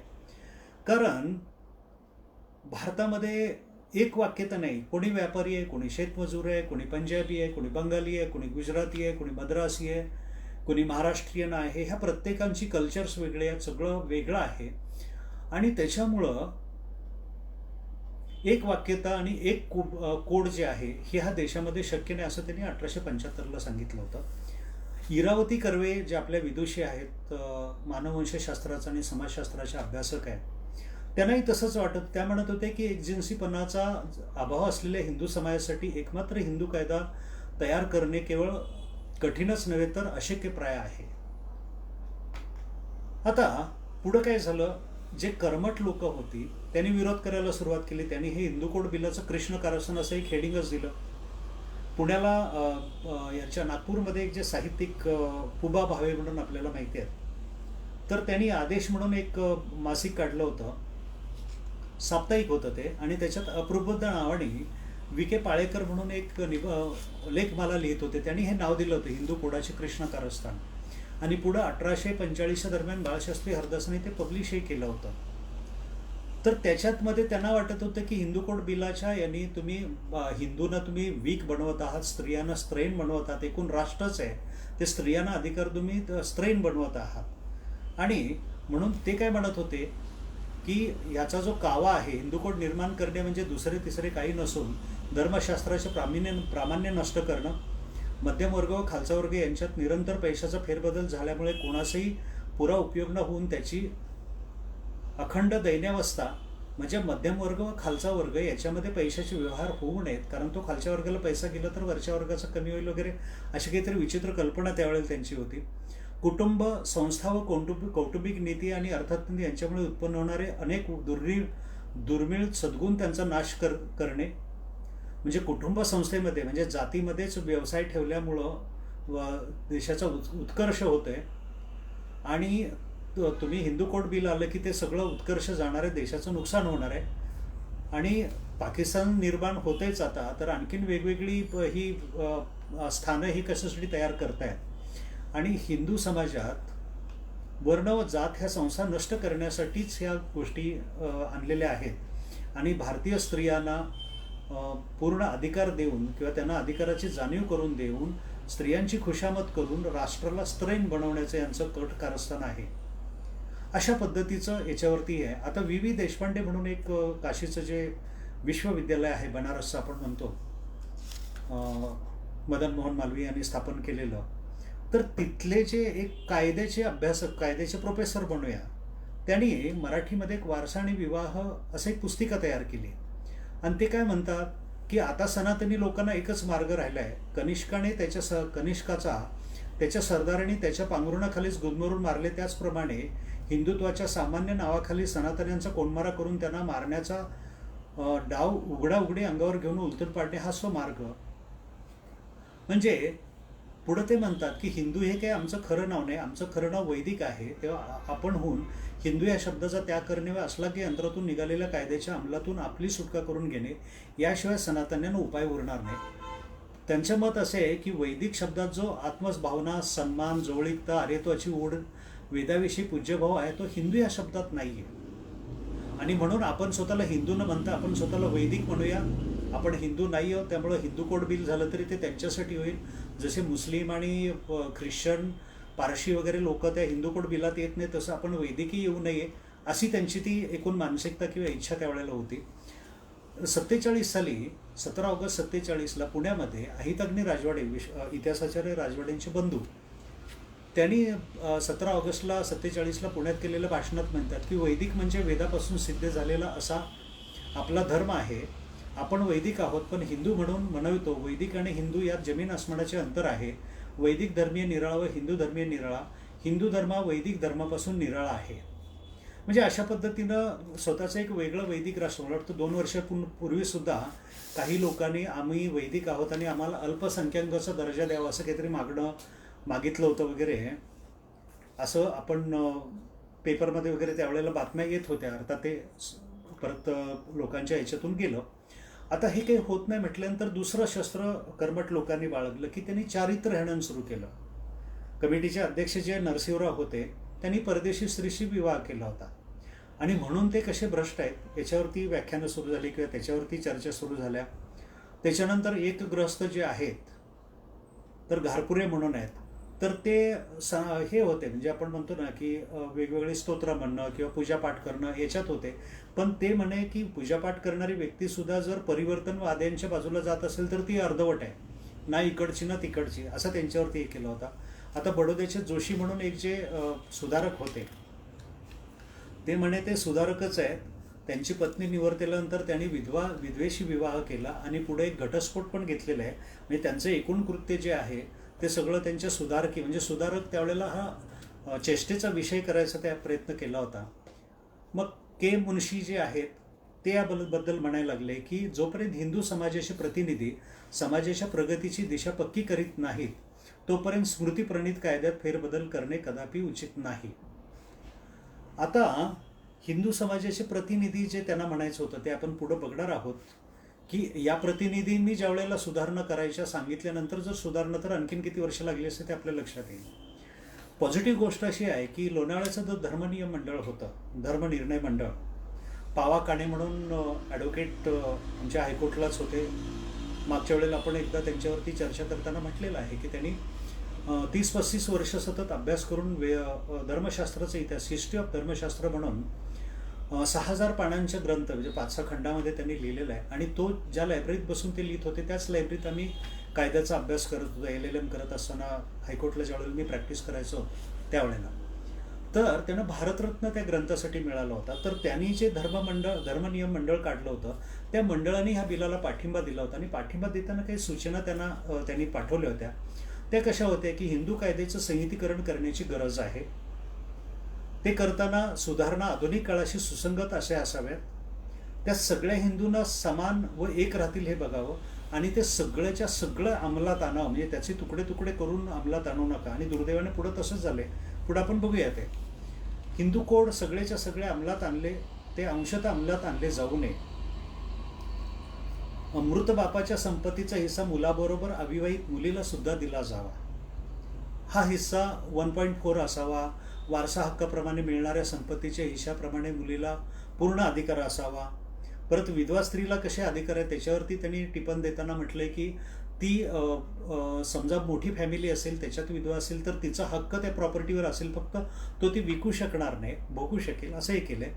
परत हिंदू प्रथेप्रमाणे केलेला विवाह एकाच गोत्रात व प्रवरात असला तरी तो वैध मानला जावा.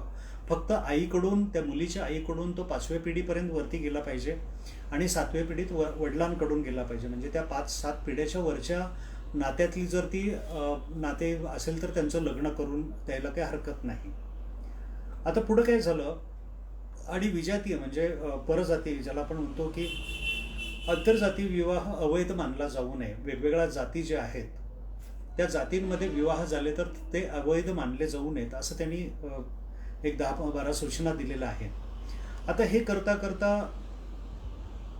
47 साल उगवलेला आहे. 47 साली मग जोगेंद्रनाथ मंडळांनी लोकसभेपुढे हे विचारात मांडलं आणि 3 ऑगस्ट 47ला नवी स्वतंत्र भारताची पहिली मंत्रिमंडळाची एक निर्मिती झालेली आहे. आणि ह्या निर्मितीमध्ये कायदा मंत्री झाले डॉक्टर बाबासाहेब आंबेडकर. आता बाबासाहेब हे चिकित्सक अभ्यास करणारे कायदे पंडित आणि हे असल्यामुळं मग त्यांनी पुन्हा रिरायटिंग सगळं सुरू केलेलं आहे. सगळं मूलभूत पद्धतीनं म्हणजे पहिल्यांदाचे फक्त वारसा आणि विवाह या गोष्टींमध्येच हिंदू कोड बिल जे फिरत होतं तिथंच दत्तक विधान, उत्तराधिकार किंवा घटस्फोट, पोटगी अशा वेगवेगळ्या फॅसेटमध्ये त्यांनी अभ्यास सुरू केला आणि त्या सगळ्या गोष्टी मांडायला सुरुवात केली. आणि त्याच्यासाठी जी कमिटी तयार झाली ती जवळजवळ 20 लोकांची कमिटी होती. आणि ह्या 20 लोकांच्या कमिटीनं मग पुढं संपूर्ण त्यांचं काम सुरू झाले. पण एक 2-3 महिन्यातच राजेंद्र प्रसादाने विरोध करायला सुरुवात केली की ते म्हणतात की आताचं जे मंडळ आहे किंवा आताचं जे आपण कायदे मंडळ जे आपण म्हणतो ते काही निवडून आलेली लोकं नाही आहेत, तर इलेक्शन झाल्यानंतरच निवडून यावं. आलेल्या लोकांची जी कमिटी होईल आणि त्यांनीच हा कायदा हे करूया आपण. आता या मंडळाकडून आपण कुठलाही कायदा तयार करायचा नाही, अदरवाईज आपल्याला येणाऱ्या इलेक्शनमध्ये काँग्रेस पक्षाला फार मोठा फटका बसण्याची शक्यता आहे. पंडित नेहरू त्यांना सांगतात 22 जुलै, ते 21 जुलैचं त्यांचं पत्र आहे, 21 जुलै 48 सालचं. आणि 22 जुलै 48ला पंडित नेहरू त्यांना म्हणतात की मला ही सगळी तत्त्वं आवडलीत, मी याला पूर्णतः सहमत आहे. आता या सगळ्या गोष्टींवरती जे अपार कष्ट गेली वर्षानुवर्ष लोक करतायत ते असं कुठेतरी कर्मठ लोकांच्या विरोधाला जुमानून आपण हे केलं नाही पाहिजे. मग 24 जुलैला हे म्हणतात आपण काय म्हणतो राजेंद्र प्रसाद की ते म्हणतात की सार्वत्रिक निवडणुकीमध्ये आपल्याला धोका आहे आणि बहुजन लोकांची मान्यता मिळाल्याशिवाय आपण त्याच्यात हे करू नका, गोंधळ घालू नका, नाहीतर आपल्याला अडचण येईल. पंडित नेहरूंनी लगेच त्यांना 27 जुलैला पत्रात म्हटलेलं आहे की आता काय करायचं, आपण लोकसभेपुढं बिल ठेवलेलं आहे, आता जे काही करेल ते सभा करेल, आता आपण याच्यावरती फार विचार करायला नको.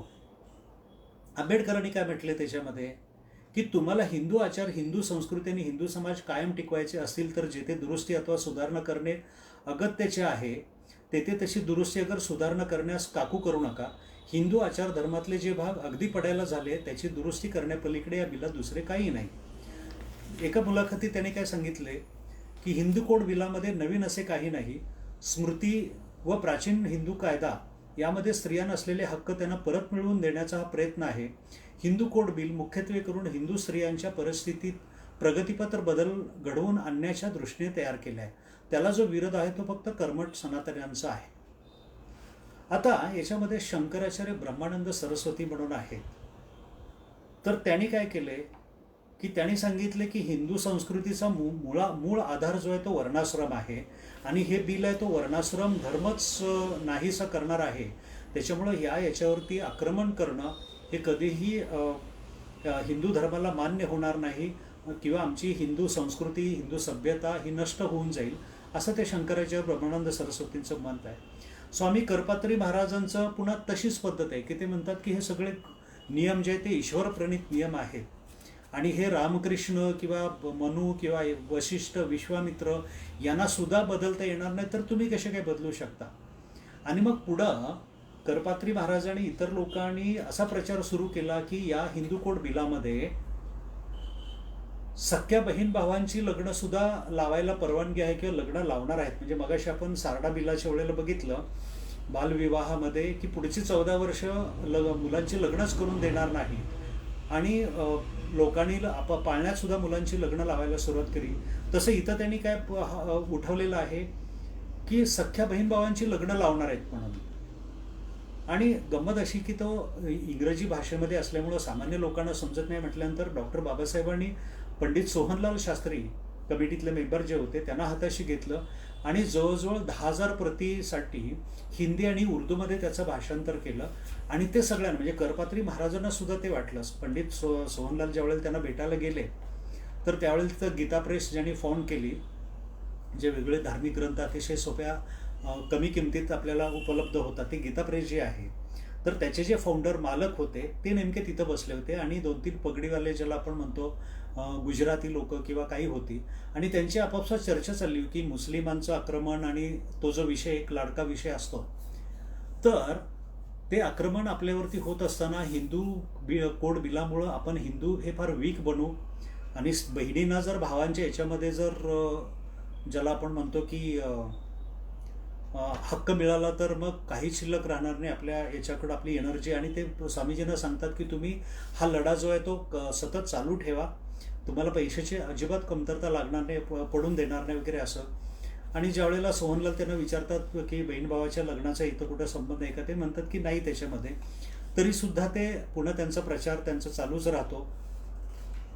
डॉक्टर राजेंद्र प्रसादांची पुन्हा एकदा 1949 साली ते मद्रासला वुमेन्स इंडियन असोसिएशन इथं ते सत्कार त्यांचा ठरलेला असतो, तिथं जातात ते. तिथलं स्त्री संस्था त्यांना सांगते की तुम्ही याला पाठिंबा द्या बिलाला वगैरे, तर ते सांगतात की मी जुन्या वृत्तीचं आहे असं तुम्ही समजलं तरी चालेल, परंतु मी याला होकार देऊ शकत नाही, कारण मी खोटं बोलणार नाही, आणि आपणाला सुधारक लोकांचीच मते विचारात घ्यावीची नसून ती सुधारलेले नाही त्यांची मते विचारात घ्यावी लागतील असं त्यांनी म्हटले. त्यावेळेला त्यांच्यावरती भरपूर टीकाही झालेली आहे. पट्टाभी सीतारामाने म्हटले की भारतीय लोकसभेसारख्या राजकीय संस्थेने हिंदू कोड बिलासारख्या धार्मिक गोष्टी म्हणजे कायदे करून सामाजिक क्षेत्रात हस्तक्षेप करू नये असं त्यांनी म्हटलेलं आहे. आता हिंदू कोड बिलांमध्ये समर्थक जे होते पंडित धर्मदेव विद्यावाचस्पती दिल्लीला होते, त्यांनी अर्जुन म्हणून जे एक तिथं हे निघत होतं, तिथं त्यांनी 12 लेख लिहिले. वीर अर्जुन म्हणून जे दैनिक होतं त्याच्यामध्ये 12 लेख लिहिले आणि लोकांना समजावून सांगितलं की याच्यामध्ये काय आहे. म्हणजे असे 2 तट पडले होते. पुण्यामध्ये म्हणजे ज्यावेळेला हे सगळं दिल्लीत घडत होतं, भारतभर सगळीकडे चाललं होतं, मुंबईमध्ये 27 फेब्रुवारी 1949 साली मुंबईला जी सभा भरली होती त्यात 24 सामाजिक संस्था होत्या आणि पावा काणे पण तिथं होते. पावा काणेंनी तिथं जे भाषण दिलं त्या भाषणामध्ये ते म्हणतात की आजपर्यंत बाकी सर्व कायदे होते, परंतु हिंदूंच्या व्यवहाराचे नियमन करणारा असा एखादा स्वतंत्र आणि समग्र कायदा नव्हता. सध्या हिंदी लोकसभेपुढे असलेल्या हिंदू कायदा बिलाने हिंदूंच्या निरनिराळ्या भागात वेगवेगळे असलेले हिंदूंचे तुटक कायदे एकच करून अखिल हिंदूंसाठी एक सुटसुटीत हिंदू कायदा पुढे मांडला आहे. अशा तऱ्हेने हिंदू कायद्याचे संहितीकरण केले आहे. हा कायदा संबंध हिंदू समाजाला एका सूत्रात गोवणार आहे आणि अशा रीतीने संबंध हिंदू समाजात एक वाक्यता निर्माण होणार आहे. हिंदू शब्दामध्ये बौद्ध, जैन, शीख वगैरे सर्व येतात, पारशी, मुसलमान, ज्यू, ख्रिश्चन या व्यतिरिक्त सर्वांचा हिंदूमध्ये समावेश करण्यात आलेला आहे. म्हणजे अशा पद्धतीनं पाठिंबा द्या असं सांगितले. पंजाबराव देशमुख डॉक्टर जे आहेत त्यांनी हिंदी घटना परिषदेपुढं दिल्लीचं नभोवाणी केंद्रावरती कार्यक्रम केलेले आहे, त्याच्यात पाठिंबा लोकांना निर्माण करण्यासाठी केलेलं आहे. HV कामत आहेत, या सगळ्यांनी बाळकृष्ण शर्मा आहेत यांनी विरोध केलेला आहे. आणि मग लोकसभेमध्ये ह्या ज्या चर्चा होतात तर त्या चर्चांमध्ये जे गोंधळ चालले होते की पट्टाभी सीताराम आचार्य कृपलानी पाठिंबा देतात. ते म्हणतात की मला माझ्या घरून म्हणजे बायकोकडून सुद्धा सांगितले की पाठिंबा द्या, नाहीतर बघा. म्हणजे विनोदाने त्यांनी ते भाषण केलं होतं आणि त्यांनी पाठिंबा दिला होता. आणि अशा पद्धतीनं पाठिंबा विरोध असं चाललं होतं. त्याला थोडंसं विकृत रूप आपल्या महाराष्ट्रात आलं होतं. जिरेशास्त्री म्हणून जे संकेश्वर पीठ जे कोल्हापूरच्या तिथं आहे त्याचे शंकराचार्य जे होते ते हिंदू कोड बिलाच्या विरोधी दौरा काढला होता आणि ते पंढरपूरला गेले होते. आता नेमकं त्याच्या अगोदरच साने गुरुजींचं जे मंदिर प्रवेशाचं आंदोलन झालं होतं अस्पृश्यांसाठी, आणि त्या मंदिर प्रवेशामध्ये अस्पृश्यांना प्रवेश सुरू झाल्यानंतर यांच्या दृष्टीनं देव भ्रष्ट झाला होता, देवाचं देवत्व गेलं होतं, म्हणून ते मंदिरात सुद्धा प्रवेश केला नव्हता. पण बाहेर जे रुक्मिणी पटांगण आहे पंढरपूरचं, त्या पटांगणावरती 18 जानेवारी 1950ला त्यांची सभा झाली आणि त्या सभेमध्ये ते अतिशय वाईट शब्द बोलतात. ते म्हणतात की डॉक्टर आंबेडकर यांनी हिंदू कोड बिल किंवा नवीन भीमस्मृती रचली आहे आणि त्यातील सर्व गोष्टींना धर्मशास्त्राचा आधार आहे असे ते सांगत आहेत. पण दूध अगर गंगोदक किती पवित्र असले तरी ते नाल्यातून अगर गटारातून आले तर पवित्र मानता येत नाही. त्याचप्रमाणे धर्मशास्त्र किती प्रमाण असले तरी ते डॉक्टर आंबेडकरांसारख्या महाराकडून आले असल्यामुळे प्रमाण मानता येत नाही. धर्माचा आधार आंबेडकरांनी दाखवला आहे, पण आम्ही वाटेल त्या गोष्टीला धर्माचा आधार दाखवू शकतो. धर्मात काय नाही, पुनर्विवाह, नाना प्रकारचे पुत्र, मुलींना वारसा, अशा अनेक गोष्टी आहेत. पण आंबेडकरांना त्या गोष्टी सांगण्याचा अधिकार कुठे आहे? आंबेडकर विद्वान आहेत, त्यांना धर्मशास्त्राचा अभ्यास आहे असे म्हणतात, पण ते अंतेज आहेत. आंबेडकरांच्या नाल्यातून आलेली धर्मशास्त्राची गंगा पवित्र कशी असणार? मोरीतून आलेल्या दुधासारखी ती त्याज्यच आहे. आता ही जी मुक्ताफळं आहेत, त्याला उत्तर वि स खांडेकरांनी दिलेलं आहे. कोल्हापूरला अस्पृश्य समाजाची एक सभा 16 जानेवारी 50ला झाली. त्याच्यात ते म्हणतात की अत्यंत प्रखर बुद्धीचे घटनातज्ञ व महान विद्वान म्हणून डॉक्टर बाबासाहेब आंबेडकरांना आलम दुनिया ओळखते. परंतु काही दिवसापूर्वी डॉक्टर आंबेडकरांवर गलिच्छ टीका करणारे जे शास्त्री हे कुठले कोण, कोणालाच माहिती नाहीत, मलाही ते माहिती नाहीत. आंबेडकरांच्या विद्वत्तेला गटारातून येणाऱ्या गंगोदकाची उपमा देणाऱ्या जे शास्त्राचे सांगावेसे वाटते की जे शास्त्रांसारख्या प्रतिगामी लोकांच्या गटारी विचारांना देखील पावन करण्याचे पावित्र्य डॉक्टर आंबेडकरांच्या विद्वत्तेत आहे. जी विद्वान महामामांच्या परंपरेची गादी समजली जाते, तत्वज्ञानी आणि संन्यासी वृत्तीने आचरण करून समाजाची धार्मिक सुधारणा करणे हे ज्या परंपरेचे कार्य आहे आणि 3 दिवसामध्ये जास्त दिवस एका गावात राहू नये. आता समाजाची धार्मिक आता त्या शंकराचार्यांनी निषिद्ध मांडले, त्या परंपरेच्या माणसाने आंबेडकरांविषयी असा अनुद्गार काढणं हे केव्हाही गैर आहे. आता वि स खांडेकर सज्जन व्यक्ती, त्यांनी अतिशय सहज साध्या शब्दांमध्ये सांगितले. त्यांनी काय म्हटलेले आहे की धार्मिक सुधारणा करणं म्हणजे शंकराचार्यांनी जे 4 मठ शंकराचार्यांचे जे काढलेले आहे आद्य शंकराचार्यांनी, की त्या भागात जर काही धार्मिक सुधारणा करायची असेल तर ते शंकराचार्यांनी वेदांचा अभ्यास करून त्याच्यातून वेदांना जे सुटेबल आहे त्या पद्धतीनं नवीन धर्मनियम तयार करणं हा त्या शंकराचार्यांचं कार्य आहे. आणि म्हणजे कुंभमेळा जिथं होतो तिथं 4ही शंकराचार्यांनी एकत्र यायचं आणि जो आणखीन मोठा आणि महान प्रश्न असेल की ज्याची उकल त्यांना एकट्याला करता नाही आली तर ते त्यांनी चौघांनी एकत्र येऊन त्याच्यावरती चर्चा करणं हे अपेक्षित होतं. जे शास्त्री काय म्हणतायत की धर्मग्रंथांमध्ये पुनर्विवाह आहे, नाना प्रकारचे पुत्र आहेत, मुलींना वारसा आहे, सगळ्या गोष्टी, म्हणजे आम्हाला सगळ्या गोष्टी माहिती आहेत. तर सुधारणा करण्याचं काम कुणाचं होतं? त्यांचंच होतं. पण आंबेडकरांसारखी व्यक्ती करते म्हणून तिच्यावरती टीका करणं म्हणजे स्वतः करायचं नाही आणि दुसरे करते त्यांना करून द्यायचं नाही, अशा वृत्तीनं समाजाचं जे नुकसान झालं ते नुकसान वि स खांडेकरांना याच्यातून अभिप्रेत आहे. लोकसभेत पुढे चर्चा चालू राहते. 560 उपसूचना येतात, त्यातल्या 480 सूचनांवरती चर्चा होते आणि आंबेडकरांना आधुनिक म्हणून लोकांनी मान्यता द्यायला सुरुवात केली.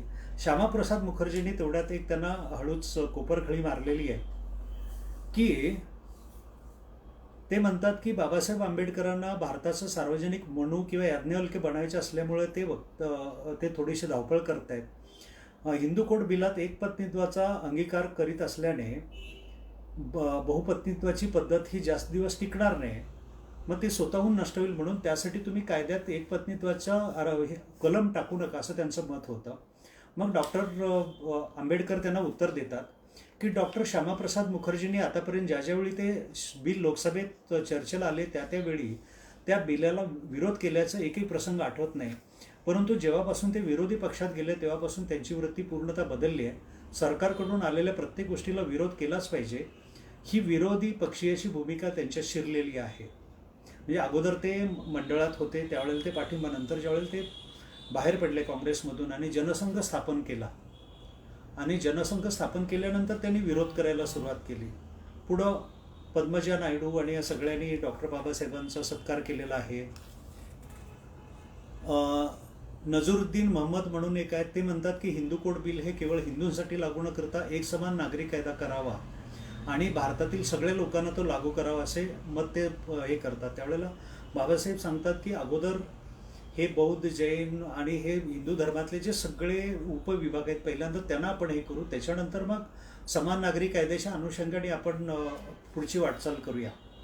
आणि मग काही लोक समान नागरी कायदा लागू झाला पाहिजे वगैरे त्यावेळेला सुरू झालं. मग बाबासाहेब म्हणतात, अरे तुम्ही साध्या हिंदू कोड बिलाला विरोध करताय आणि एकदम समान नागरी कायदा तुम्हाला झेपेल कसा, मी 2 दिवसात तुम्हाला तो तयार करून देईन असं ते म्हणतात. पुढं राजेंद्र प्रसादने अगदी स्पष्ट भाषेत 27 सप्टेंबर 1951 साली त्यांनी एक डिटेलमध्ये पत्र लिहिले आणि ते म्हणतात की शेवटी मी राष्ट्रपती आहे, बिल पास होण्याच्या अगोदर शिक्कामोर्तब करण्यासाठी ते माझ्याकडे येणार आहे आणि त्यावेळेला ते अबाधित ठेवण्याचा माझा जो अधिकार आहे तो मी कायम ठेवीन आणि बिल तुमचं पास होऊन देणार नाही. आणि त्यावेळेला मग 15 सप्टेंबर 1951 साली पंडित नेहरू त्यांना खडखडीत सांगतात की तुम्ही जर तसं केलं तर राष्ट्रपती विरोधी सरकार आणि संसद म्हणजे लोकसभा असा झगडा समाजाला दिसायला लागू नये. लोकसभेने हिंदू कोड बिल पास करण्याचा जो निर्णय घेतला आहे त्याच्या विरोधात जाण्याचा राष्ट्रपतीला मुळीच अधिकार नाही. आणि जर तुम्ही तो अधिकार आहे असं समजत असाल तर राष्ट्रपती सुद्धा या निर्णयाचा आक्षेप घेता येणार नाही आणि अन्यथा या देशात लोकसभेला सर्वोच्च वैधानिक अधिकार आहेत किंवा नाहीत असा प्रश्न उपस्थित केला जाईल असं स्पष्ट परखडपणे ते करतात. परंतु शेवटी हे भोवती ना भोवती होते आणि 26 सप्टेंबरला शेवटी नेहरू ठरवतात की हे बिल आपण आता पास करायचं नाही, ते पुढं करू. 27 सप्टेंबरला दुसऱ्या दिवशी बाबासाहेब लगेच राजीनामा देतात. मी माझा राजीनामा देण्यास अखेर जी गोष्ट कारणीभूत झाली ती सांगतो. ती म्हणजे हिंदू कोड बिलाबद्दल सरकारने केलेला चालढकल व बेपर्वाई. केवळ हिंदू कोड बिलासाठी मी मंत्रिमंडळात राहिलो. काहींना माझे हे वागणे चुकीचे वाटेल, पण माझी दृष्टी वेगळी होती. पार्लमेंट पुढील हिंदू कोड बिल ही एक अत्यंत महत्त्वपूर्ण घटना होती. पार्लमेंट पुढे यापूर्वी आलेल्या किंवा यानंतर आलेल्या कोणत्याही कायद्याची बरोबरी हिंदू कोड बिलाबरोबर करता येणार नाही असे त्याचे महत्त्व आहे. यावरून हिंदू कोड बिलाला एवढे महत्त्व का देतो याची आपणास कल्पना येईल. म्हणून तीव्र मतभेद असताना सुद्धा मी मंत्रिमंडळात राहिलो. काहींना ते चुकीचं वाटेल. आता तुम्हाला सांगतो 1949 साली हिंदू कोड बिलावरती चर्चा होण्यासाठी जे दिवस आहेत ते फक्त 8 दिवस आहेत. एका वर्षामध्ये 8 दिवस. फेब्रुवारीचे 4 दिवस, मार्चमधला 1 दिवस, एप्रिलमधले 2 दिवस आणि डिसेंबरचा 1 दिवस. आणि 1950 साली फेब्रुवारीचे 3 दिवस आणि सप्टेंबरमधला 1 आणि सप्टेंबरच्या दुसऱ्या तिसऱ्या आठवड्यात तर बिल विड्रॉच केलेलं आहे. आता हे बिल विड्रॉ झाल्यानंतर ह्या शोकांतिकेबद्दल डॉक्टर बाबासाहेबांनी काय म्हटलेलं आहे की स्त्रियांना आर्थिक, सामाजिक आणि धार्मिक समानता, स्वायत्तता मिळवून देण्याचा हे बिल होतं. तर ह्या बिलामध्ये स्त्रियांनी हिंदू कोड बिलाबद्दल आत्मीयता दाखवलीच नाही. ते म्हणतात की स्त्रियांच्या सर्वस्वी हिताचे बिल मंजूर करण्यासाठी स्त्रियांनी काहीच हालचाल केली नाही. हे खेदपूर्वक सांगावे लागते. मी पुरुष असून देखील स्त्रियांच्या हितासाठी व त्यांच्या हक्कासाठी भांडलो, पण स्त्रियांनी ती का उत्सुकता दाखवली नाही हे समजत नाही. या बिलाला पाठिंबा देण्याची गोष्ट जर बाजूलाच राहो, पण काही स्त्रियांनी माझ्याकडे येऊन ते बिल चांगले नाही असे मला सांगण्याचा प्रयत्न केला. मी दिल्लीत असताना काही प्रमुख स्त्रियांचे शिष्टमंडळ माझ्याकडे आले. मी त्यांना ते बिल वाचले का म्हणून विचारले, त्यावेळेला त्यांनी वाचले नाही म्हणून सांगितलं. मग न वाचताच विरोध का करता म्हणून त्यातल्या प्रमुख स्त्रीला विचारलं असतं. ती काय म्हणते की माझ्या नवऱ्याने मला सांगितले की तू या बिलाला विरोध कर, नाहीतर मी दुसरी बायको करीन, म्हणून मला सवत पत्करण्यापेक्षा बिलालाच विरोध करणे मला भाग पडते. म्हणजे एका संस्थेची प्रमुख स्त्री जर अशी असेल तर ही स्त्रियांची मानसिकता, दुर्बलता जी आहे त्यांच्या दुर्बलतेमुळेच या बिलाचा घात झाला. स्त्रियांच्या पायात ताकद असती तर बिल कधीच बारगळे नसते. पार्लमेंटमध्ये निवडून आलेल्या स्त्रियांनी देखील या बिलाबद्दल काहीही जागरूकता दाखवली नाही. एखाद्या स्त्रीने दुधाचं विरजण ठेवा आणि दुसऱ्या दिवशी ते नासलेलं बघावं, अशीच माझी हिंदू कोड बिलाची अवस्था झालेली आहे. सरन्यायाधीश जे डॉक्टर गजेंद्र गडकर आहेत त्यांनी पण सांगितलं की पुरोगामी विचारसरणीचे जे बुद्धिमान लोक आपल्या देशातले आहेत त्यांची अनास्था किंवा स्वांतसुखाई जी वृत्ती आहे त्यांनी ह्या बिलाला पास होण्यासाठी काही फारसे प्रयत्न केलेले दिसत नाहीत. आणि त्याच्यानंतर मग अशा पद्धतीनं हे जे बिल आहे की जे जवळजवळ 9 भागात होतं, 139 कलमं त्याची होती, 7 परिशिष्ट होती आणि आंतरविवाहाबद्दलची मान्यता त्याच्यात होती. एक पत्नीत्वाचं बंधन होतं. पुरुषाप्रमाणे स्त्रीला घटस्फोट मागण्याचा अधिकार होता. दायबक पद्धतीत वारसा हक्क होता. मुला इतकाच मुलीला सुद्धा बापाच्या इस्टेटीत संपत्तीचा अधिकार आणि दत्तक विधानात सुधारणा वगैरे असं होतं. आता हे स्त्रियांच्या आळशीपणामुळं किंवा त्यावेळेचे जे काय स्वतःला सुधारक समजत होते त्यांच्या याच्यामुळं हे बिल हे झालं. म्हणजे आता 2020 साली, म्हणजे आता यावर्षी जो स्त्रियांना अधिकार मिळाला, भावाबरोबर बहिणीला सुद्धा जो अधिकार प्रॉपर्टीमध्ये समान मिळाला, तर तोच त्यांना 70 वर्षापूर्वी मिळाला असता जर स्त्रियांनी त्यावेळेला लक्ष घातलं असतं. आता पंडित नेहरूने पुढं काय केलंय की विशेष विवाह कायदा 1955ला लगेच पास केलाय, हिंदू विवाह कायदा 55 साली पास केलाय, हिंदू उत्तराधिकार कायदा 56 साली केलाय, हिंदू दत्तक ग्रहण किंवा निर्वाह कायदा 56 साली पास केला, हिंदू दत्तक ग्रहण कायदा पुढं त्याला जे काही अमेंडमेंट्स असतील 58 साली केलाय. अशा पद्धतीनं पुढं 6-7 वर्षामध्ये तुकड्या तुकड्यांनी, म्हणजे पावाकडेने जे सांगितलं होतं की हा कायदा तुकड्या तुकड्यांनी तुम्ही हे करू नका, म्हणजे मंजूर करू नका, तो एकत्रच आला तर तो जास्त इम्पॅक्ट आणि इफेक्टिव्ह राहणार आहे. परंतु दुर्दैवानं ते तसं होत नाही आणि शेवटी हा 70 वर्षाचा काळमध्ये जावा लागतो. आता स्त्रियांचं डॉक्टरांनी सांगितलं की स्त्रियांनी याच्यामध्ये जी निगेटिव्ह भूमिका, म्हणजे काही न केल्यामुळे जी निगेटिव्ह भूमिका स्वीकारली, आजही फारसं त्याच्यात बदल झाले असं नाही. मी सामाजिक कार्यामध्ये गेली जी 30-35 वर्ष बघतोय, मग कोणी डॉक्टर स्त्री असेल, कोणी डॉक्टरेट मिळवलेली स्त्री असेल, कोणी वकील असेल, कोणी व्यवसाय करणारी, स्वतःची हॉटेल्स वगैरे असणाऱ्या असतील, तो त्यांनी आयुष्यामध्ये कष्ट, स्त्री म्हणून, विधवा म्हणून कष्ट सहन केलं असेल. परंतु आपण काहीतरी दुसऱ्या स्त्रियांचं देणं लागतो आणि त्याच्यासाठी आपण प्रयत्न केलं होतं, याच्याबद्दल त्या फार जागरूक आहेत असं मला काही फारसं वाटलेलं नाही. त्यांच्या स्वांत सुख आहे स्वभावाचं आणि याचाच हा परिणाम आहे. शेवटी खेड्यांमध्ये याच्यामध्ये ज्या अभागी स्त्रिया लाखोंमध्ये असणार आहेत, त्या शहरातल्या स्त्रियांनी जर काही हालचाल केली तर त्याचे पडसाद हळूहळू खेड्यांमध्ये उमटतील आणि मग त्याचं ज्योतसे ज्योत लगाते चलो तसं जाऊ शकेल. आता आपण याचा जो विषय आहे, हाथरसमध्ये उत्तर प्रदेशात जो झालेला 14 तारखेला मागच्या महिन्यामध्ये जो अमानुष प्रकार झाला आणि त्या मुलीचा मृत्यू 29 तारखेला झाला आणि ज्या रानटी आणि अमानुष पद्धतीनं, असंवेदनशील पद्धतीनं प्रशासनानेही तिथं व्यवस्थित रोल प्ले केला नाही. त्यांना सस्पेंड केलं आहे, पण अशा लोकांना सस्पेंड नाही, त्यांना सहआरोपी करण्यासारखे त्यांची कृत्य आहे. आणि खरंच आपल्या देशाने फाशीची शिक्षा जी ठेवलेली आहे, बऱ्याच देशांनी फाशीची शिक्षा रद्द केलेली आहे, आपण ती केली नाही. रेअरेस्ट ऑफ रेअर केसेसमध्ये ती वापरली जावी याच्यासाठी. पण ह्या अशा नराधमांना जाहीर फाशी देणं किंवा स्त्रियांच्या ताब्यात देऊन त्यांना फाशी द्यायला लावणं, असं काहीतरी टोकाची भूमिका करण्याची गरज आहे असं मला वाटायला लागलेलं आहे. ज्या अमानुष पद्धतीनं हेच सगळं वागलं आणि ते कव्हरअप करण्यासाठी ज्या पद्धतीनं रात्रीच्या 2-3 वाजता त्या मुलीचा मृतदेह नातेवाईकांना घरामध्ये कोंडून अंत्यसंस्कारने जाळलं म्हणूया आपण, तो जो केला ते अतिशय दुर्दैवी होतं. आता नॅशनल क्राईम रिपोर्ट म्हणून जी आपण हे म्हणतो ना की नॅशनल क्राईम ब्युरो रेकॉर्ड्स असणारी, तर मागच्या वर्षीचा तिचा जो हे आहे, तर त्यांनी स्त्रियांवरती अत्याचाराच्या ज्या घटना आहेत त्या राजस्थानमध्ये सगळ्यात जास्त सांगितल्या, 5,997, उत्तर प्रदेशामध्ये 3,065, मध्य प्रदेशामध्ये 2,485, महाराष्ट्रात 2,219. हे मागच्या वर्षीचं 19 सालचं आहे. आता महिलांच्या वरचे असणारे विविध गुन्हे 17-19ला जर पकडलं तर उत्तर प्रदेशामध्ये आहेत एकूण 60,853, म्हणजे सर्वात अधिक आहेत. त्याच्या 19च हुंडा बळी ज्याला आपण म्हणतो 2,410 आहेत. राजस्थानमध्ये ते 2 नंबरला 41,550 महिलांच्या वरचे गुन्हे आहेत. महाराष्ट्रात 37,144 आहेत. आता पती किंवा सासरच्या मंडळींच्याकडून छळ राजस्थान आणि उत्तर प्रदेशात जास्त आहे. महिलांचे अपहरण उत्तर प्रदेशात जास्त आहेत, त्याच्या खालोखाल बिहार आहे. ॲसिड हल्ला उत्तर प्रदेशात जास्त आहे.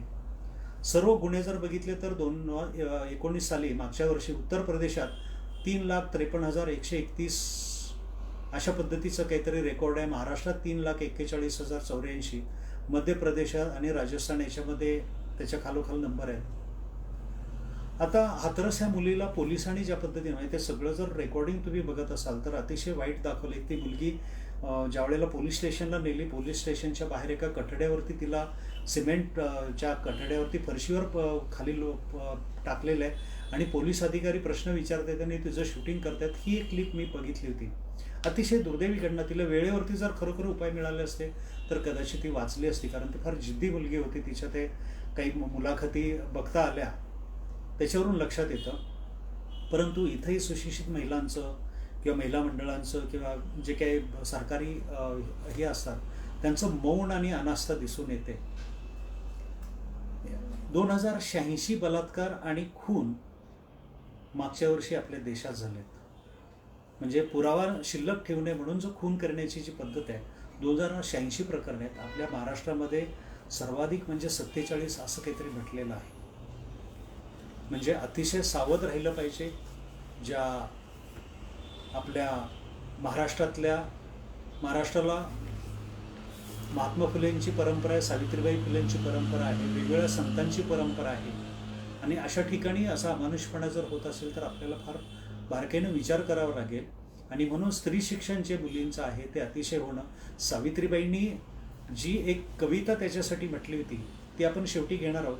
त्याच्या अगोदर 2014 साली जे 2013 सालचं जे रिपोर्ट नॅशनल क्राईम ब्युरोचा जो आला होता NCRचा, तर ते मी तुम्हाला सांगतो की त्यावेळेला 2013 साली महिला अत्याचाराच्या घटना ज्या आहेत त्या 3,09,546, दररोजच्या 848 म्हणजे तासाला 35, दर 2 मिनिटांनी एक घटना पोलीस ठाण्यात नोंद होते. तर दर महिन्याला सरासरी 20,808 स्त्रीवर बलात्कार, म्हणजे दररोज 693 महिलावर, तर प्रत्येक तासाला 28 म्हणजे दर 2 मिनिटाला एक बलात्कार. अशा पद्धतीचं हे रेकॉर्ड आपल्या देशाचं आहे. या नोंदीनुसार नवरा किंवा नातेवाईकडून होणारे छळ म्हणजे हुंडाबळीची संख्या 1,18,866 सांगितली. दर महिन्याला 9,905 होतात, दिवसाला 333, तासाला 34, दर मिनिटाला एक अमानुष अत्याचार. हुंडाबळींची संख्या 8,083 सांगितलेली आहे. या नोंदीचं प्रमाण सरासरी 663 म्हणजे दररोज 23, तासाला एक हुंडाबळी आपल्यात होते. आणि हुंडा प्रतिबंध कायद्याअंतर्गत छळ केला म्हणून 10,709 म्हणजेच महिन्याला 892, दररोज 29, दर तासाला म्हणजे दर 1.5 तासाला 3 घटनांची नोंद वगैरे अशी होते. म्हणजे अशा पद्धतीनं आपल्या देशामध्ये स्त्रियांच्याकडं बघण्याचा जो दूषित दृष्टिकोन आहे तो अतिशय दुर्दैवी आहे. आणि म्हणून सावित्रीबाई फुलेंनी जसं शिक्षण मिळालं पाहिजे, शिक्षणावरती बोललं गेलं पाहिजे, शिक्षणावरती हे केलं पाहिजे आणि तोपर्यंत ब्रिटिश राहिले तरी चालतील अशी जी त्यांची इच्छा होती. त्यांनी ज्या त्यांच्या कविता लिहिलेल्या आहेत तर त्यातली एक कविता अशी आहे, सामुदायिक पद म्हणण्याचं आहे की मुलींचे 4 गट तयार करायचे, 5-5 मुलींचा एक गट असतो आणि मग ते 4 गटांमध्ये त्यांनी कुठली वाक्य म्हणायची ते त्यांनी सांगितलेलं आहे. पहिला गट म्हणतो, सरस्वतीचा हा दरबार खुला झाला पाहू चला, शाळेमधून शिकुनी घेऊ ज्ञान मिळवू चला ग चला, शाळेत जाऊ चला ग चला. दुसरा गट म्हणतो, आहे काय ग दरबारात उगाच कटकट खेळू चला, काही नाही या शाळेत फुगडी खेळू चला ग चला, खेळायला जाऊ चला चला. तिसरा गट मुलींचा काय म्हणतो, तुमचं बोलणं पटत नाही घरची कामं करू चला, मदत आईस थोडी करुणी मोदवू तिला चला ग चला, आईस संतोष झाला चला ग चला.